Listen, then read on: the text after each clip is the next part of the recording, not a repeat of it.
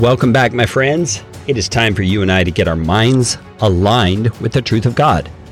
And I want to thank you for doing that this morning. And I also want to invite you to become part of our Morning Mindset partners, those who help us fund the Morning Mindset.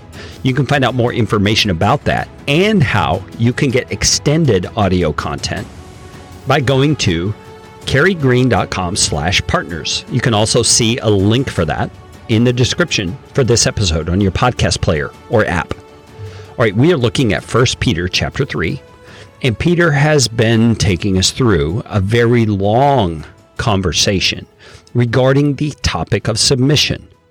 He's talked about it generally, how we are to submit just like Jesus did, and how that might bring suffering into our lives at times. He talked about what that looks like for a servant who is submitting to a master. He's talked about what that looks like for a wife who submits to a husband. He's talked about that in terms of what it looks like for a husband to submit in return toward his wife and what that actually looks like. We just wrapped that up yesterday.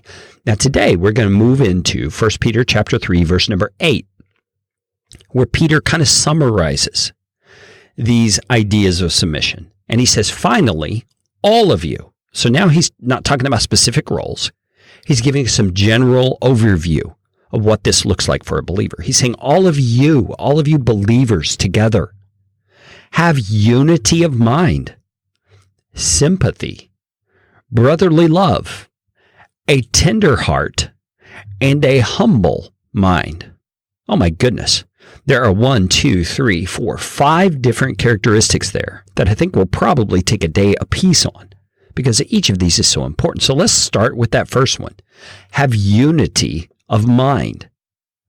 You know, in the church, and I don't just mean the organized church, I think what Peter's getting at here is the broader church. Anybody who believes in Jesus Christ as their Savior. We don't work hard enough at this issue of having unity of mind.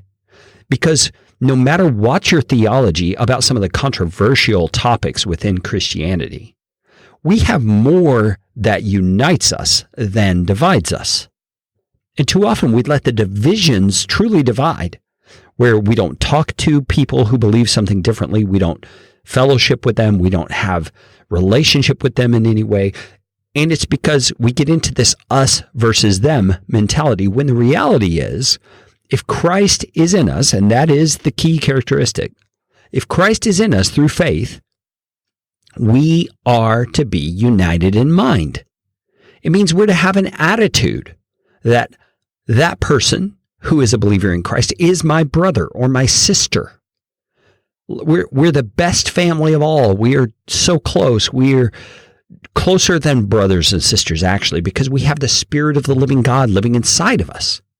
And that's the attitude and the tone I hope you hear in the Morning Mindset. I hope you don't hear me talking in terms of theology and denominational things that divide us. I'm trying to unify us with this Morning Mindset. I want us to think of each other differently. We are the body of Christ. We are the family of God. And our role in this world is to live in a way that builds up the faith of one another. And that's why Peter's saying, finally, all of you have unity of mind. We are to work hard at being unified. Now, I don't think unity of mind means we have to be lockstep, in step with each other in terms of every single doctrine, but on the essentials, on the things that matter. That Jesus is God. He came to the earth to pay the penalty due our sin. That as our substitutionary atonement, He took our place, and faith in Him will put us into right relationship with God and unify us with each other. Those are the essentials. So take a moment to think about your life, to think about your interactions with other believers in Christ. They may be in your family, in your church, in your neighborhood, in your community. Are you working hard to be unified in mind? Are you realizing you have more in common than you have that is dissimilar? My friends, become unified with the believers around you. Love them, serve them, encourage their faith, and we all are going to benefit. Join me again tomorrow.